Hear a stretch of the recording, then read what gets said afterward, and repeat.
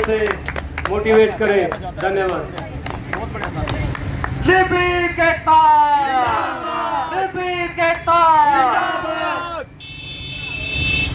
मैं इसके नाज उठाता हूं तो ये ऐसा नहीं करती, ये मिट्टी मेरे हाथों को कभी मैला नहीं करती। शहीदों, फकीरों, क्रांतिकारियों की जमीन है जिसे हिंदुस्तान कहते हैं। मां बंजर भी है तो बुज़दिल पैदा नहीं करती, बुज़दिल पैदा नहीं करती। उभरती अदाएं, उभरती उमंगें, जिंदा दिली के शहर करनाल की गूंजती हवाएं, जिंदा दिली के शहर करनाल में इस क्रांतिकारी मंच पर मेरे सामने बैठे हुए क्रांतिकारी साथियों का मैं क्रांतिकारी अभिनंदन करता हूं, आपका सलाम करता हूं। दोस्तों, आज जो आप लड़ाई लड़ रहे हैं ये पैसों की लड़ाई नहीं है, आपके स्केल की लड़ाई नहीं है दोस्तों, ये एक मान और सम्मान की लड़ाई है। जब मान और सम्मान की लड़ाई होती है तो फिर आपको देखा नहीं जाता कि कितने दिन के लिए आपको संघर्ष करना पड़ेगा।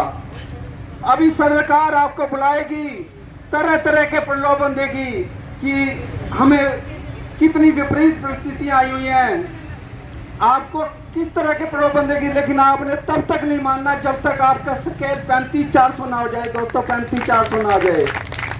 और एक और चीज बताना चाहता हूं, जब जब आपकी चिट्ठी निकले, आप चार्जशीट हो, आप सस्पेंड हो, आप पे डंडे लगे, तो आप समझ लेना आप स्केल के बिल्कुल करीब है दोस्तों, बिल्कुल करीब है।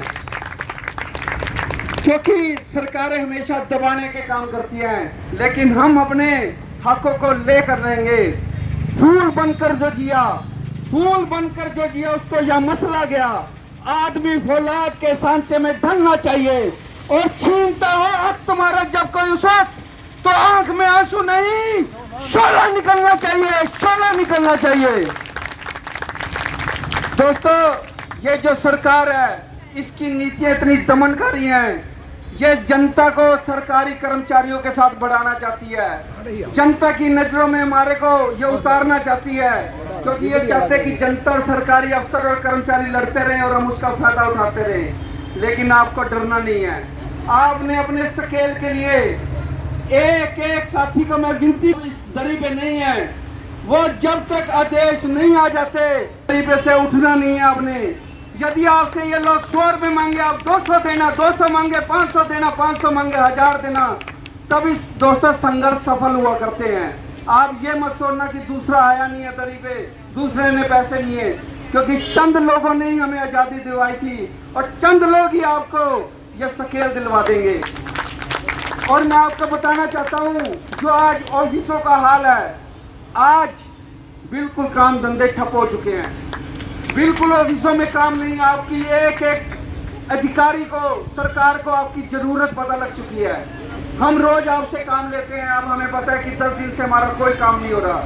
जब हम परेशान होंगे, जब सरकार परेशान होगी, तो आप समझ लेना कि आपको स्केल मिलने वाला है।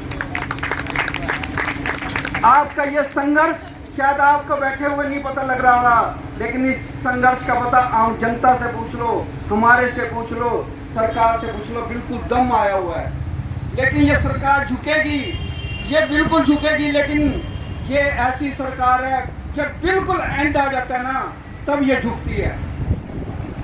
क्योंकि इनको लगता है कि जो सरकारी कर्मचारी है फ्री में तनख्वाह ले रहे हैं और हमारे बिना कोई काम नहीं हो सकता, कोई कलम नहीं चल सकती। मेरे साथियों से गुजारिश है, क्योंकि मैंने बहुत से आंदोलन करे हैं, ये 10 दिन आप बड़े अग्रेशन के साथ बैठते हैं, 11वें 12वें दिन ढीला होना लग जाता है।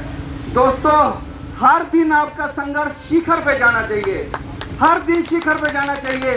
जब आपकी सैलरी कटेगी, जब आपको दंड मिलेंगे, तभी दोस्तों आपको स्केल मिलेगा। आप कोई सा आंदोलन उठा के देख लो, पंजाब में आंदोलन हुए, हरियाणा में हुए, 2-2 महीनों की सैलरी कटवाई, तब जाके उनको स्केल मिले। फिर आपको वो सैलरी भी मिलेगी, आपकी छुट्टियां भी वापस होंगी, सारे काम होंगे। इसलिए संघर्ष से दोस्तों घबराना नहीं है। आपकी ये क्रांतिकारी दरी आपके रंग लाएगी।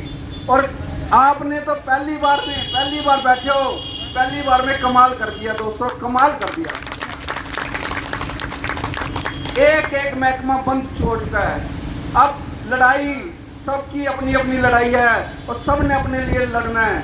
तो मैं ये कहना चाहूंगा, हो चुकी पीर पर्वत से निकलनी चाहिए। अब हिमालय से एक और गंगा निकलनी चाहिए। लाख दीवारें खड़ी कर ले ये सरकार, मेरी कोशिश है हर दीवार गिरनी चाहिए। मेरे सीने में नहीं तो तेरे सीने में सही हो, कहीं भी है लेकिन आग चलनी चाहिए, आग चलनी चाहिए, आग चलनी चाहिए। आज मेरे को मेरे साथियों ने बुलाया, मेरे साथी ये भाई क्लर्क हैं, इन्होंने कहा सुनील जी आपने जरूर आना है। हालांकि मेरी एसोसिएशन ने अभी तक समर्थन नहीं दिया। मैंने उनको भी बोला है कि जल्द से जल्द आप समर्थन दीजिए, क्योंकि आज इतना बुरा हाल हो चुका है। नौकरी हम तब कर पाएंगे जब चोट मेरे को लगे और दर्द आपको हो, तब आप नौकरी कर पाओगे, वरना इस टाइम नौकरी करना बहुत मुश्किल हो चुका है। आप दिन भर कितनी पीड़ा से सहन करते हो। आज ये वक्त आ चुका है, पहले हम 9 बजे ऑफिस में आते थे, 5 बजे छुट्टी का समय हो जाता था और शनिवार की छुट्टी होती थी। लेकिन आज ये समय आ चुका है कि दफ्तर आने का तो टाइम है, छुट्टी का कोई समय नहीं है।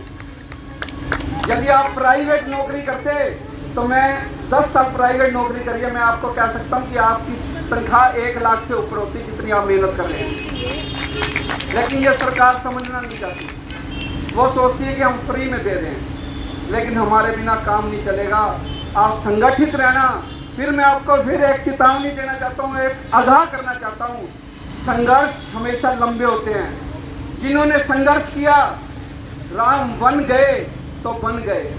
यदि राम 14 साल के लिए ना जाते तो राजा राम होते, लेकिन जब वो 14 साल के लिए वनवास के संघर्ष सहन किया तो वो मर्यादा पुरुषोत्तम राम हुए।